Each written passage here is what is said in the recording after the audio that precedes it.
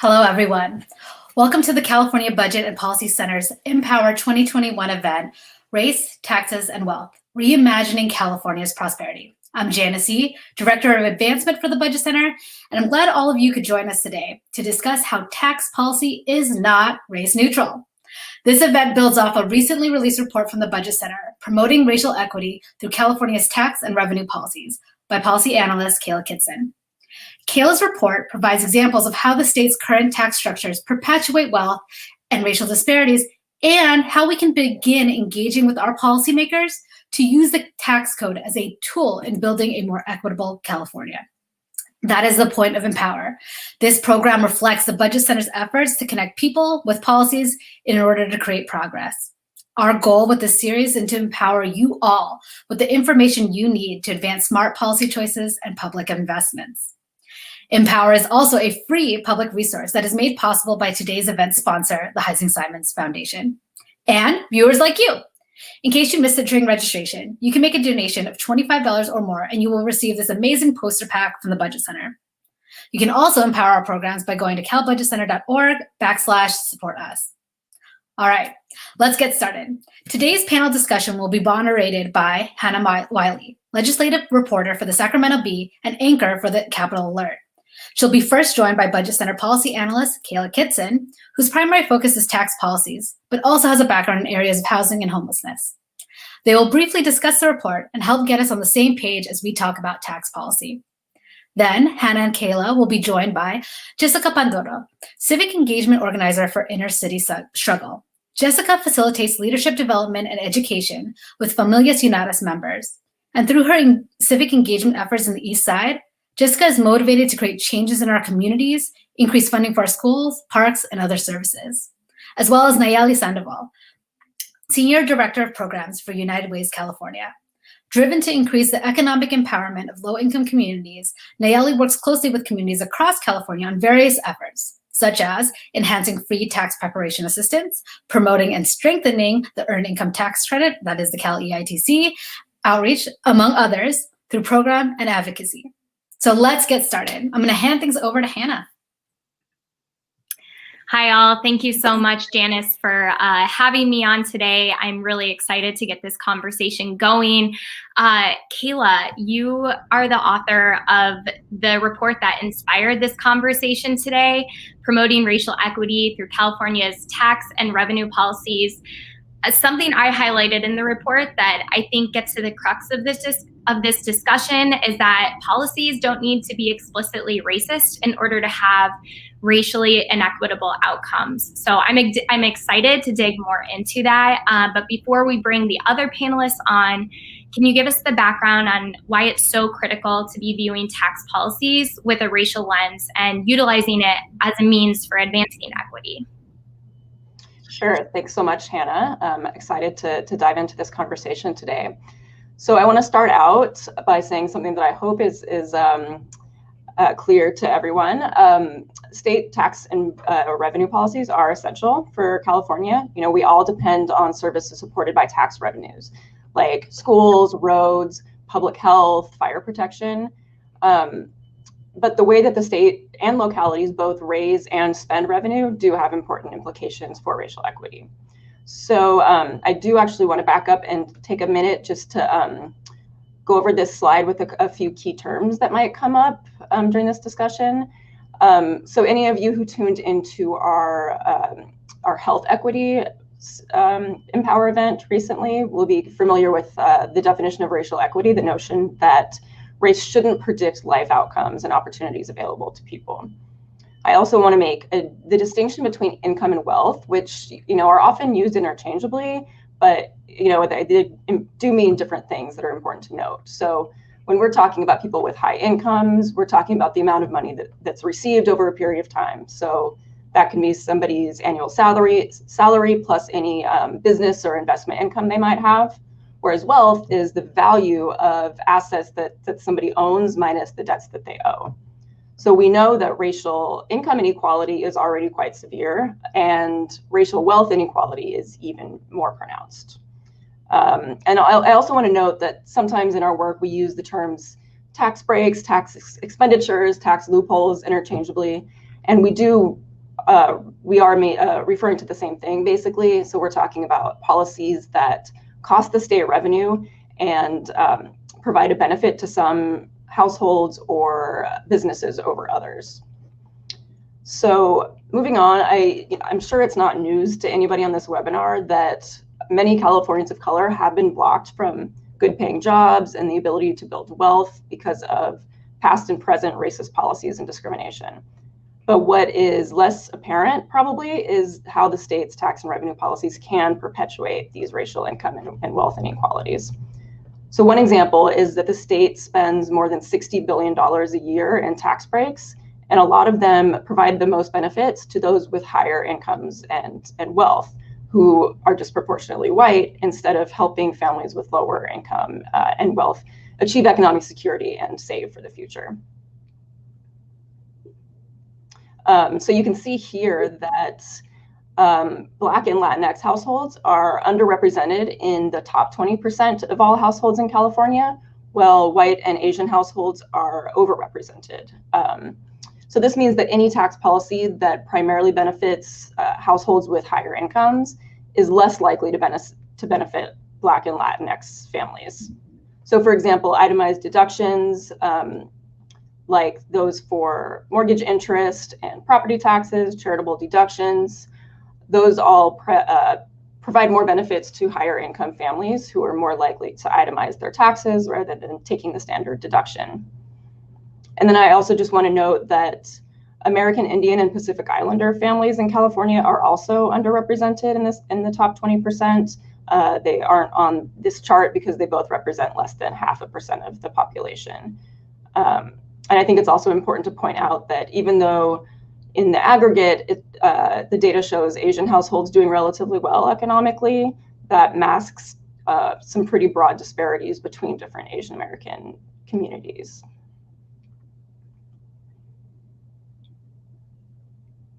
All right, so thank you for that background and the slides to help guide us into the conversation. And with that, let's go ahead and bring on our other participants and panelists.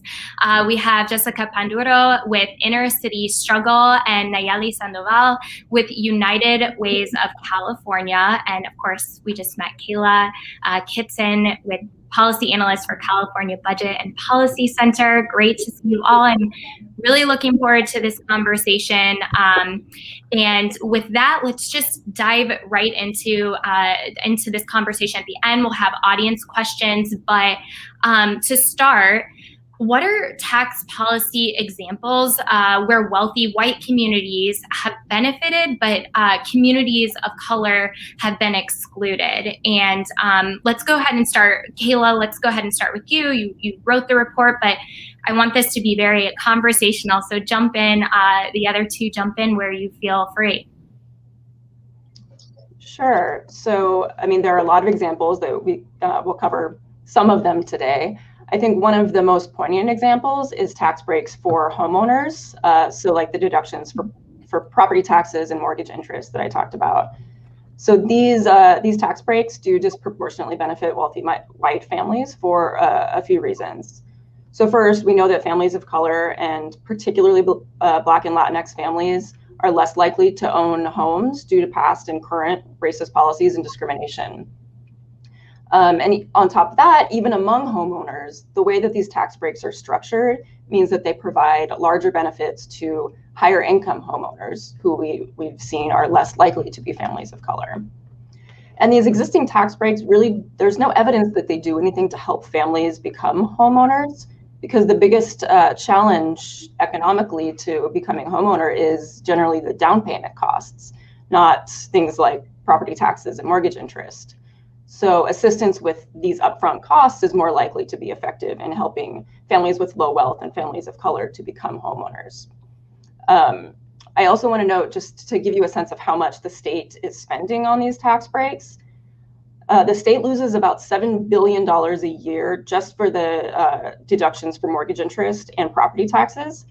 In contrast, the state only spends $150 million on the renter's credit, which is a very small credit provided to renters which doesn't even reach the lowest income households because it's a non-refundable credit, meaning you have to have tax liability.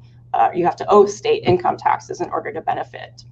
So again, that's $7 billion for these tax breaks that primarily benefit wealthy homeowners versus $150 million for renters who we know tend to have lower incomes and are more likely to be people of color. Mm-hmm. Jessica, do you want to jump in here? Yes, and to add to Kayla's point, I think with us, right, as InnerCity Struggle, we conducted a campaign last fall around ensuring we closed this loophole around property taxes that we saw that benefited wealthy white communities. Many of our population of the folks that we speak to, they are renters, so they don't really benefit from these policies. And instead of like these policies supporting our communities, we see that this $7 billion, right, that we lose annually, we're losing them towards our schools, we're losing them towards community resources. So a lot of like these disproportions are costing a lot of our communities, which are the working class, that as we are, right, the communities of colors, we don't have those enough resources to really support our communities. So we're seeing our students fall behind because there's not enough funding in our school systems. Same way when we talk about community resources, right, it's like accessibility to clinics, something that a lot of like our communities lack of as well. So many of these policies are really hurting the day-to-day lives of our communities, and we're seeing them, and our communities are speaking about it as we have daily conversations, as they go on their day-to-day lives.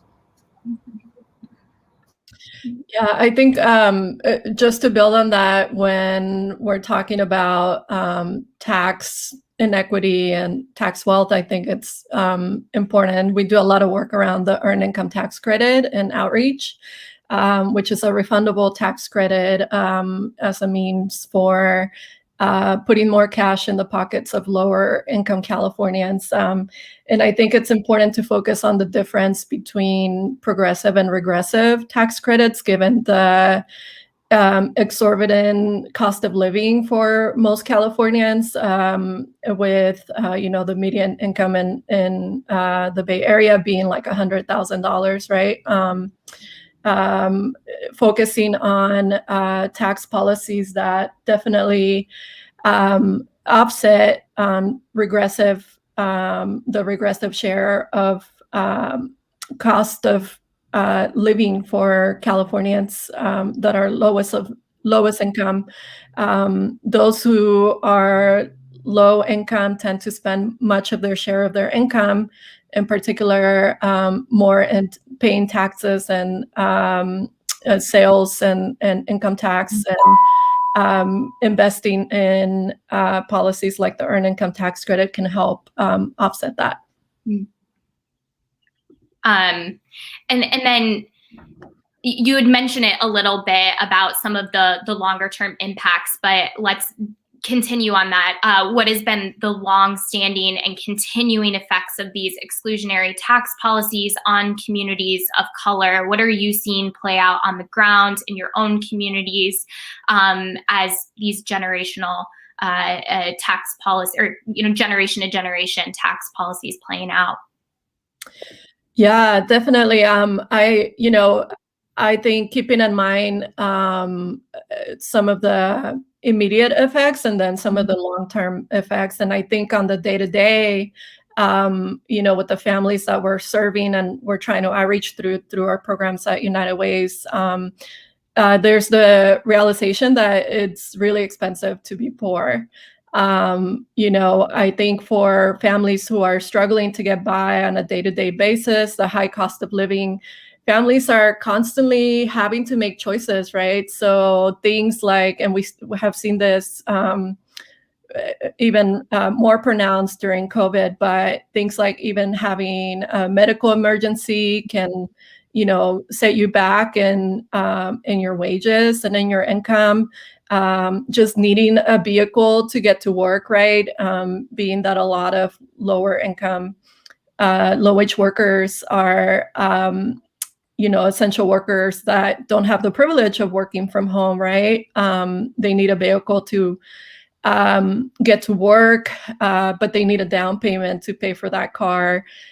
So just on the day-to-day, I think we sometimes forget how expensive it is for families to be poor and focused really on, that if somebody just works hard enough, quote unquote, they're going to be able to get ahead, right? But we're not seeing that as the reality. So in the long term, this leads to more poor health, less economic mobility for families as they're expanding, and then just a more contracted ability to build on opportunities, right, for themselves and for their families. So, I think when you really empower people by putting more cash into their pockets, they're able to, just have better opportunities and build that generational wealth. The earned income tax credit is a well-researched a poverty fighting tool and policy that really builds on the effects of long-term health, positive health outcomes, building of more generational wealth for both families and their children. So that is kind of the importance of focusing on tax equity and being inclusive instead of exclusive on our tax policies for communities of color. Thank you. And well, as communities of colors are not seeing enough revenue, right? As we mentioned, and resources coming into supporting our communities and schools. So we're working right now with school systems that don't have the enough funding support to support all those students. And when we're talking actually of like funding, what does it look like in our school systems? We're thinking about like counselors, guiding counselors, nurses, that closing those gaps, right, in order to actually have teachers who are able to support all their students. We're seeing class sizes that are very large, and honestly, when it comes down to the learning environment for a lot of students in communities of color, it then becomes really hard in order for them to continue to thrive. And this happens, right, with inequity, not really prioritizing the needs of all of our students. If all of our students were able to receive the resources and funds, then we'll be able to actually provide them with better pathway to college and actually closing those gaps. Because even right now, right, as some students of the East Side and these communities of colors are graduating high school, they're not actually prepared to attend college. So what happens once they start attending college, then they start seeing the difference, right? They're not prepared for this college lives, this college education, and then we start seeing drop-off rates. So a lot of like these exclusionary tax policies really trickle down to not only their education through high school, right, but also through future education. And that's where a lot of our students are suffering in communities, because then it continues to create this history where we're seeing folks not being able to achieve their goals or their careers that they're really looking into. And one of the things I do want to uplift about our community, right, in the East Side and a lot of communities of color, sorry, I live near, y'all could hear the plane. We see that a lot of our young folks are taking time out of their studies, right, as with the InnerCity struggle, to organize, to rally, to demand for funding for their schools. We see them taking up the streets and educating a lot of like our community members around like long-standing of disinvestment in our community. So our students are really taking into this conversation to uplift the inequity on tax policies and bring in those resources, right? So, I mean, there's a long-standing, our students are resilient, but we should really have those representations already being into conversation, and our students actually being able to just focus in their studies and continue their pathway instead of like continuing to organize, right, on a day-to-day to bring those resources back into their schools. Yeah, I would just add to what Nalleli and Jessica have said. You know, I'm going to keep beating the drum on these tax breaks for the wealthy. These tax breaks that reward the already wealthy instead of using that revenue to provide assistance to families to actually help them build wealth. People that have faced long-standing barriers to wealth building, perpetuates this racial wealth divide. And these wealthy families who are benefiting from these tax breaks can use those tax savings to continue to build their wealth, while other families are left out completely and are no better off. And as Nalleli was mentioning, families with wealth and savings are better positioned to weather these crises. To have a down payment for a car, or to survive a period of income loss, like so many people have been dealing with during the recession. And then, as Jessica was talking about, these revenues that the state is foregoing by spending these billions of dollars on tax breaks represents lost opportunities for investment in services that do benefit low-income families and communities of color, like housing, education, and childcare and healthcare. And a quick follow-up to this question of like these long-term impacts of tax inequities. I'm curious, what are some of like the social and emotional effects as well? We mentioned, loss of income, or not being able to afford a medical bill, or your education. There's education loss, but on the ground, social and emotionally, what are you seeing those longer term effects to be? Yeah, I mean, I can speak to families that we've connected with about the impact of the credit, and it's just really moving, the impact that having an increase in their cash, cash in their pocket can make a change. We've seen that a lot of people care about how this money is gonna support their children and support, especially for families that have children. There's a lot of single workers that also qualify for the credit. We've had people testify in the assembly, and also have done testimonials around how they've been, struggled so much for so many years, but having that additional money has returned dignity to their lives around that. So I feel like that's something that's really important, like that dignity that people feel from just having that extra money, and maybe being able to buy that freedom of choice of being able to like buy new shoes for their kids, buy a new uniform. It really does a lot to uplift their spirits and just their general outcomes around that.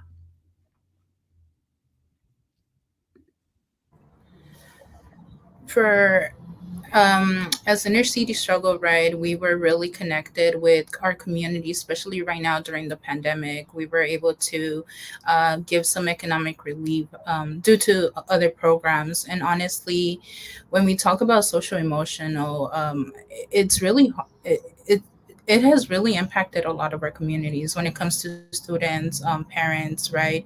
All of our community members, they suffer loss. They went through a whole year through a pandemic, really difficult experiences for a lot of our youth, that they not only did they have to put themselves through like virtual learning, distance learning, but they also had to be those kind of tutors for their younger siblings. So there's a lot of hardship there. We advocated we ensure that a lot of these families and students were also fighting for the right to stay at home, to shelter, right, in place. As the pandemic rolled out, we saw them going through economic hardship. A lot of our young folks were taking jobs in order to support a lot of their families. So there was a lot entitled through this pandemic to a lot of our young folks, and they were dealing through all this as still having to attend schools, right, turn in assignments, worry about finals. So it has really impacted a lot of our communities, and it took a major shift for a lot of our young folks. They really relied on themselves, right? Ensuring that they supported their family. And when speaking about it, right, there were so many hard conversations, so many tearful conversations with a lot of our members as well, having to worry about where were they going to live, if they had enough money to pay rent, or just not even pay rent, but for food. So it has impacted them a lot. And just want to uplift how resilient our community is, and why is it so important that we ensure that we put equitable tax policies, because at the end of the day, this is the reality. This is true. This is our community just surviving during this time. Yeah, a lot of what you just said, it aligns with some of the reporting that I've done over the last year, and those key words of resilience, but food insecurity, having to worry about grades and taking on a job to support your family in times of economic, struggle, job loss. And Nalleli, you said the restoration of dignity, and just being able to allow, or just being able to have the money to buy a new pair of shoes. I mean, really, really important social emotional, long-term benefits of having access to more money to be able to restore some of that equity.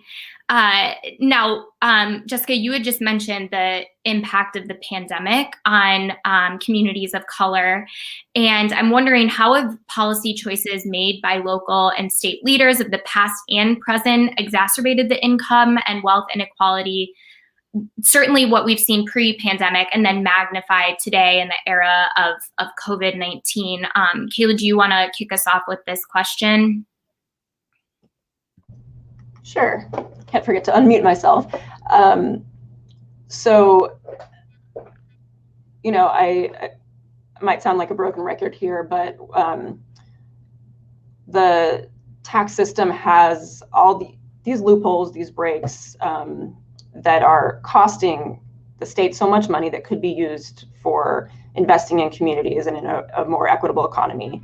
And these tax breaks that, a lot of them primarily benefit higher income, higher wealth families, as well as larger profitable corporations. They may not have been created by current policymakers, but current policymakers are allowing them to generally just continue unchecked, because they're not part of the normal state budget process. So they often just continue year to year without being looked at, without being evaluated for whether they are achieving their intended purpose, or whether they're contributing to increased inequality. So again, there's inequity in the tax system itself that is disadvantaging communities of color. And then, of course, there's the question of the lost revenues that are just exacerbating these issues that we saw before the pandemic, and that have been made painfully clear during the pandemic. Nalleli or Jessica, do you have anything to add on that front? Yeah, I mean, I I think it's very clear, right, that low-wage workers, in particular, those who are considered essential workers, have been disproportionately affected by the pandemic, whether it's by having their hours be reduced, a lot of people who work in restaurants or the service industry, or just bearing that exposure, of contracting the virus. And I think when it comes to getting cash into people's monies, into people's hands, it's important to keep in mind that they also have access to the credit. So not only focusing on policy as, for example, like the California Earned Income Tax Credit, but also focusing on access through outreach and free tax preparation assistance. In 2019, the administration more than doubled the Cali ITC and the Young Child Tax Credit from $400 million to $1 billion. And in the 2020 to 2021 state budget, the eligibility for undocumented I-10 filers. These are individuals filing with an individual tax identification number, also expanded. So this had been something that we, as part of the Cali I2C coalition, have long been advocating for, as not only does the credit need to get stronger, evolve, and reach more people, but also we have to focus on getting everybody under the tent and focus on ensuring that implementation is a success, because people have to file their credit or file their taxes to get the credit. It's important that we're investing in outreach and free tax preparation as well, to make sure that we're reaching everybody who's eligible, especially those who don't have a filing requirement or don't have access to even pay a paid tax preparer, right? Just to see if they're eligible for the credit. Thank you. Well, we've seen, right, that policy choices that are made by local and state leaders that don't include equity have always resulted in negative outcomes. We've seen it before the pandemic, right? And again, I'll go back into education when it comes down to resources, because we continue to uplift this. We work with students directly. As InnerCity Struggle, we have our own work, right? We offer them academic support. We connect them to scholarships. We support them throughout the way, and also for them to learn how to advocate for themselves and fight for the rights. As InnerCity Struggle, right, to ensure that we continue to increase these revenues, we have taken on statewide campaigns. For example, I mentioned before Proposition 15, which was to close that Proposition 13 loophole for corporations to pay their fair share in property taxes. And in that way, we were going to revenue money back into our schools. We are seeing this, right, even after the pandemic. We not only are all of our students going through all that hardship, but we saw that our schools were not prepared to support all of our students. We had students in the East Side that there was a lot of tech gaps. They didn't have laptops. They didn't have access to the internet. So there was an infrastructure there lacking in order for them to be able to continue their studies, continue their work. And a lot of these tax policies, right, that they don't make decisions and they don't think about really our students in our communities, then it becomes to hurt. Because what happened to all these students? A lot of these students fell behind. A lot of these students were not supported as the InnerCity Struggle, because we saw that this was a really big issue. I mean, how are students going to be able to continue their distance learning without a laptop or without access to the internet? We as InnerCity Struggle, we launched a campaign to be able to give laptops to some of our students. We were not able to give laptops to all the students in the East Side, right? So it's really important that when we're talking about these policies, right, we think about it again in an equitable lens, and we also really uplift communities of colors, because there's a lot of other communities that don't have organizations like InnerCity Struggle, and a lot of this work shouldn't fall under organizations to think about ensuring that we have laptops for everyone, as we're continuing to push for right housing, for eviction protections. So really thinking about our students, uplifting their needs. And again, we're talking about the pandemic. And if we think about not only schools, right, but our essential workers here in the East Side, we were one of the communities that were most impacted through COVID. 1 in every 5 came across COVID. So that really impacted our community. And these were our essential workers that since the pandemic started, they've been working. They've been risking their lives, right, to pick up their food, to ensure that we have food on our table. And what happened when the vaccines were rolled out?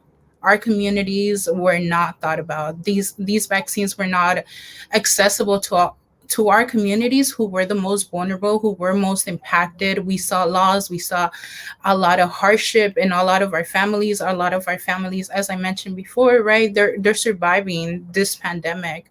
I am very privileged, right, with InnerCity Struggle, the work that they have done, and they have supported me. I come from Boyle Heights as well.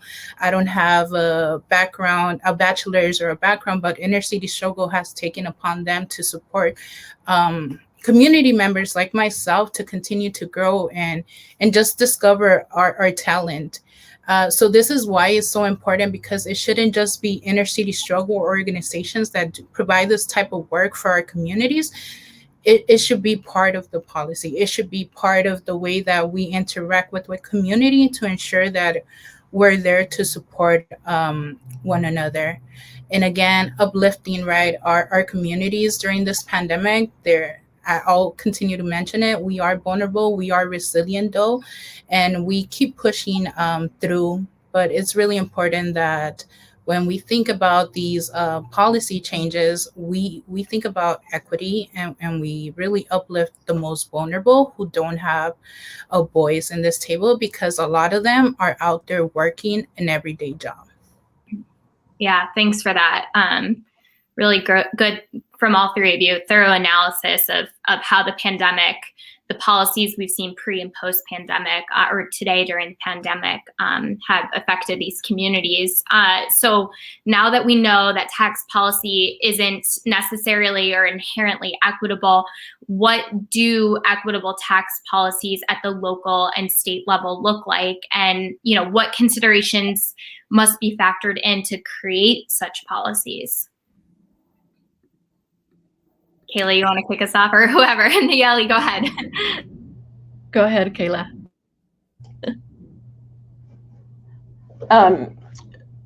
Sure. I'll go ahead and start, and I think kind of segue into Nalleli. You know, one thing, there's a lot of ways to answer this, so I'll just start with one example. You know, the state can look at its tax system as a whole, reevaluate these tens of billions of dollars that it's spending on tax breaks, and looking at those that are primarily benefiting people and businesses that really don't need the help, and either reducing, restructuring, or eliminating them. And then they can use the resulting revenue in a few ways. They can expand or create new tax benefits that are better targeted to helping families with low incomes and families of color achieve economic security, like the earned income tax credit. Also tax benefits that help families build wealth, like, for example, I've talked about the mortgage interest deduction. So policymakers could take that, cut it back, eliminate it, and then use the resulting revenue to, say, create a tax credit for first-time home buyers with low and middle incomes. Or they could use the revenue outside of the tax system, like helping families build wealth by providing down payment assistance, or providing better retirement savings incentives. And you know, I'll stop there and let Nalleli chime in. Yeah, no, I mean, I think those are all like great mechanisms for ensuring that you know, more equitable tax policies get more money into the hands of people. And you know, I think guaranteed income or guaranteed income policies are something that we often talk about within our advocacy and our coalition, and it's something that we're hopeful about. And we should be supportive of things like local efforts, you know, like such as the Stacked and Seed program, and other local efforts to get cash into, you know, people's monies, into people's hands. But I think, you know, we should also keep in mind that there's a tool already at our disposal, like the earned income tax credit, that has a lot of potential to really offset the racial wealth disparities between wealthier white Californians and people of color. And considering that 3 in 4 people who are eligible for the Cali ITC are also people of color, just like I was mentioning before, ensuring that those who are eligible receive access to the credit is critical. I think, it's important to focus on the policy and passing the policy, but if we don't focus on the importance of the implementation, it's the intended impact of that policy, we're not going to bear fruit to it. So I think there's still a lot of barriers that we need to consider that we've seen in some of our in our outreach efforts and in research, which is, that there's still probably some fear from people about how the credit might affect their benefits.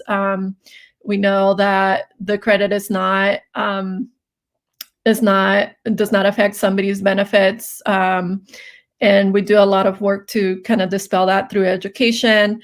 There's general maybe lack of awareness about qualifying for the credit and whether somebody qualifies, especially if they're under the filing limit or don't have to file taxes. So we have to, work extra hard to ensure that that we're reaching those families, and we have to rely on trusted messengers such as community-based organizations and community groups to really ensure that we're really reaching people. So I think as a policy, the Cali ITC can serve as a vehicle to ensure that we're really targeting, people of color, but that has to be coupled to with access to the credit in that situation. And, we've done a lot of work, for example, partnering with like First Five to ensure that we're reaching families with young children. And I think we need to do more around ensuring that as the credit is expanded, the Cali ITC, that we're also expanding access to free tax preparation services. Like I was mentioning earlier too, the recent expansion to immigrant families who are filing with ITINs is something that, that is important to consider. But in the implementation side, we see a lot of challenges around people, having an active ITIN or the time that it takes for them to receive an ITIN. So maybe even expanding the definition of what an ITIN is and how we get, that money into people's hands can help make things more equitable on that end. Any other thoughts on this question? Jessica, go ahead. Yeah. So I have a prime example, right, of like equitable and tax policies and how does it get trickled down. One of them is at a state level, right? We're seeing the local control funding formula to ensure that we revenue more money into our schools. It's a great start, right? I really thank the state for being able to bring this additional resources into our school. But the importance, right, and like there's a lot to consider when we're thinking about these policies to factor in, because when we saw this money being rolled out and being distributed to all schools, we saw that there was still lack of equity because there was a lot of factors to factor in. So as we started seeing this money being distributed, InnerCity struggled with the Alliance of Advancement Project and Community Coalition. We launched SENI, which is a Student Equity Needs Index, to really challenge and ensure that the districts took into consideration the needs of our communities when funding our schools. So to really fund schools from the highest needs, right? So there was like some percentages that we really factor in, like English language learners, right? Foster youth, folks, houseless young folks, ensuring that we really took into consideration the factors of our communities and what is it that our community needs in order for them to really support our students, because then that creates a student that is facing houselessness, right, has a lot of different challenges than any other students. So we really need to provide those resources and those revenues into our schools to be able to support all of our students. So definitely really considering a lot of factors that are crucial to our community that are impacting them daily. And you just brought up a good point about, well, you've throughout the conversation brought up the points of funding schools and making sure that students have access to resources. And then we've been talking about how lawmakers can think about shifting policies to be more equitable. So obviously there are a couple of tax proposals, wealth tax proposals in the legislature. And an argument for these proposals is that they will send resources back into the communities that need them most, and including schools. So that's the argument for those tax proposals. The argument against, obviously, is it's a pandemic. We shouldn't be increasing taxes, especially on wealthy Californians who their taxes help fund these communities. So I'm wondering if you guys can just broadly speak to these proposals in the legislature and the arguments for and response against these measures. So Nalleli, do you want to kick us off there? Yeah, I mean, I don't know that I have much to comment on that. I think for us at United Ways of California, it's important to focus on the impact that things like this can, equitable tax policies can support families. And that is really what we hone in on. We think it's really the legislature's job to figure out how to pay for it, create that revenue. There's essentially a lot of opportunities to do that. But when it comes to really investing in advancing equitable tax policies for families, like through vehicles like the Cali ITC, we want to ensure that, the credit that is so well researched and future maybe tax policies that build on that credit in the future, like guaranteed income, that are really that we're being really equitable and ensuring that everybody makes it under the tent. When the credit was first created, actually, 1099 filers, which are self-employed and undocumented workers, were not included, and it has taken a couple years for them to be able to make it under the tent. So whatever mechanism or policy gets created, we must ensure that, I think Jessica mentioned this earlier, that we're keeping the interest and the benefits to our most disadvantaged workers and families in mind. And to add to this, right, so what we're seeing is a one-time funding. And our communities, what they need is continued investment. Because my community, right, we're facing housing crisis. They're struggling. We don't have enough resources. We don't have counselors supporting our students. We're facing eviction. We're seeing a lot of homelessness. So really challenging them into really thinking of like, how do we continue to invest in our communities and bring those resources? Because a one-time funding is not going to solve it. It's not going to ensure that our communities are taken care of and really uplifting our communities. So definitely seeing this. Folks that are going to be, right, the tax wealth is not impacting everyone. It's impacting folks with millions of dollars, multimillionaires that even during this pandemic, they continue to grow their wealth. And as our communities are surviving. Kayla, do you want to touch on the wealth taxes or wealth tax proposals a little bit before we jump into the audience questions? Sure. So I'm not going to get into the nitty-gritty of the proposal, but I will say it's encouraging that there are conversations that are happening about better ways of taxing, of raising revenues to support services like schools and all these significant needs in the communities. by looking at taxing people with high incomes and wealth. To your question of how it would affect school funding, it's a complicated answer. If anyone knows how Prop 98, the state's minimum funding guarantee for K-14 education works, but generally a wealth tax or any kind of tax increase that increases the general fund revenues would then increase that Prop 98 guarantee and provide more resources to schools. In terms of how that's distributed and whether that's distributed equitably is a different question that is out of my depth. To your question about whether now is the right time to raise taxes, I would just say that we all know that there are all these significant needs facing California's communities long before the pandemic that have disproportionately affected communities of color, like the housing and homelessness crisis and inadequate access to affordable healthcare and childcare. So we know that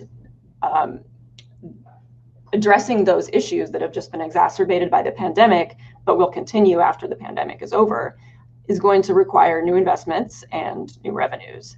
And as Jessica mentioned, I think it was Jessica, people with high incomes and wealth have been doing fine during the pandemic while millions of Californians are struggling. A lot of profitable corporations have been doing fine. So, asking more from those that are most able to afford it to support those that have been most affected by the pandemic and by challenges that existed long before the pandemic could actually help the state's economy by allowing people to participate in it more fully and thrive in their communities. Thanks. Now we have a couple of audience questions. We're running out of time here, so let's try to get through as many as possible, or maybe here I'll roll a couple into one. But somebody asked if there are any specific tax policy changes or proposals that could specifically, help low-income communities in areas of like childcare, higher education, workforce. So those three areas, and then. The broader question here is like, why is there so little urgency about increasing revenues for these public investments that we've talked about? It's two big questions if you want to tackle any of them. I can start. So the first question about specifically targeted tax policies to help with childcare and higher ed. So there are already some existing tax provisions that kind of try to get at those things, but they're not particularly well targeted to the families who are most in need of assistance. So, we have the student loan interest deduction and the childcare expenses credit, but, they're not reaching families that need them the most. So on the one hand, policymakers could try to restructure those or add new tax benefits to specifically address those areas.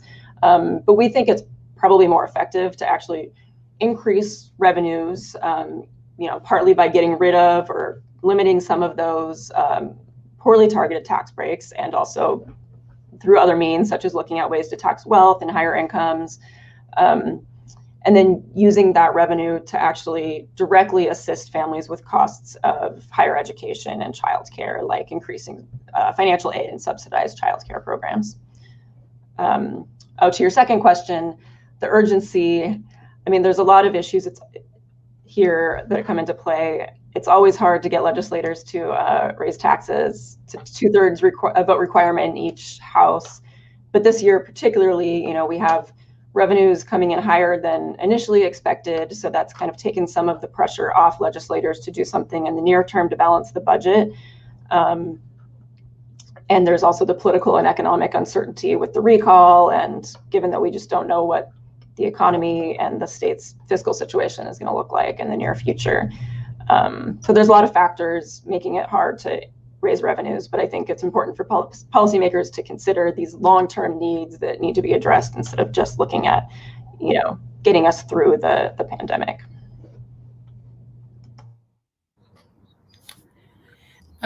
For your first question, right? So right now, the city of LA, we have a historic win where we created a youth development department, and this was through the work of organizing efforts through Invest in Youth Alliance. So really, right now basically we'll get an initial $1 million to start it up, but definitely need to find the investments to continue to support and uplift this work. So an Invest in Youth tax initiative would really support the work around this effort. And for your second question, right, a lot of the urgency is that we need to make sure that we do have a lot of narrative work to do to shift those negative perceptions of the government, and also like narrative work to shift public consciousness about our different communities and how are they interconnected across race and class, right? Our state is healthy when we are all healthy, especially our most vulnerable and marginalized. So to ensure that we continue to uplift that narrative, it's really important.